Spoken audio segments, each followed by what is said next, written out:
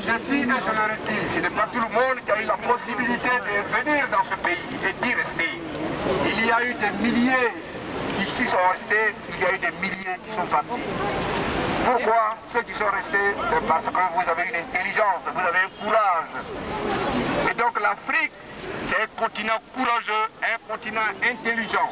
Mais je voudrais que les gens sachent, l'Afrique n'est pas un sous-continent.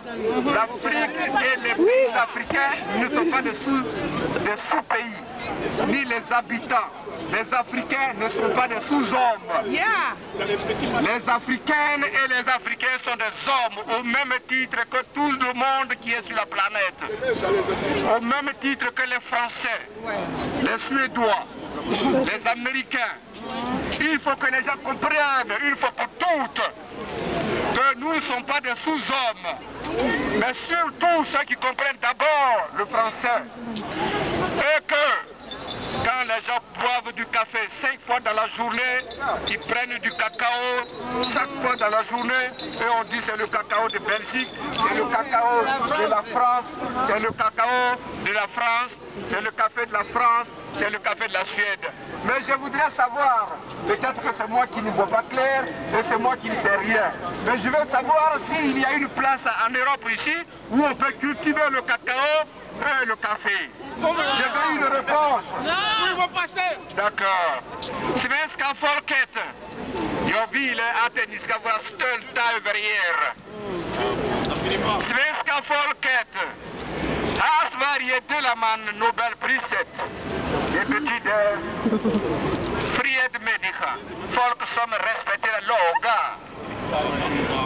Då menar jag Afrika, även om Elfenbenskusten, de har lagar.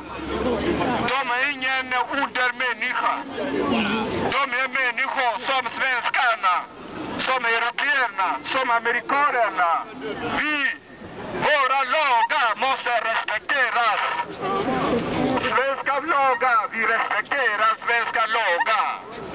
Då menar jag, svenska journalisterna, det är inte alla som ger nyheter till medborgarna. Det är journalisterna.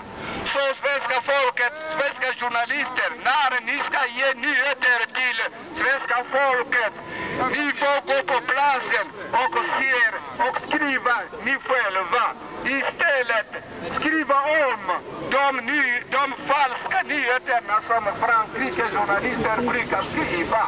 Och kom hem och ge till svenska folket som inte vet någonting.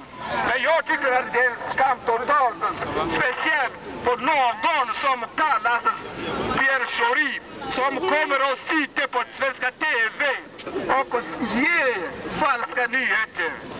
Men jag menar, Pierre Schori, han är lika socialdemokrat som jag som sitter som pratar här.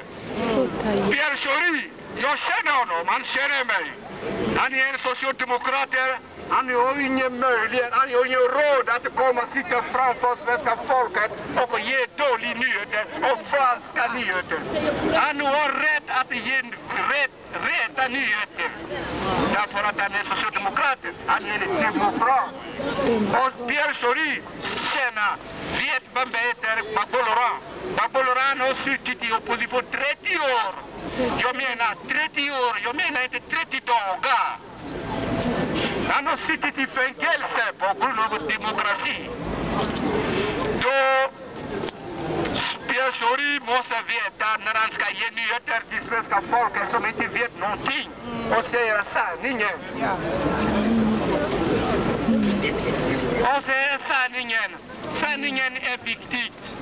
Du ljuger, du får ljuga, men förr eller senare kommer sanningen fram. Bagbo-Laurent är en folkvalda. Han är Elfenbenskusten president. Denna krisen handlar om ekonomi. Det handlar inte om politik.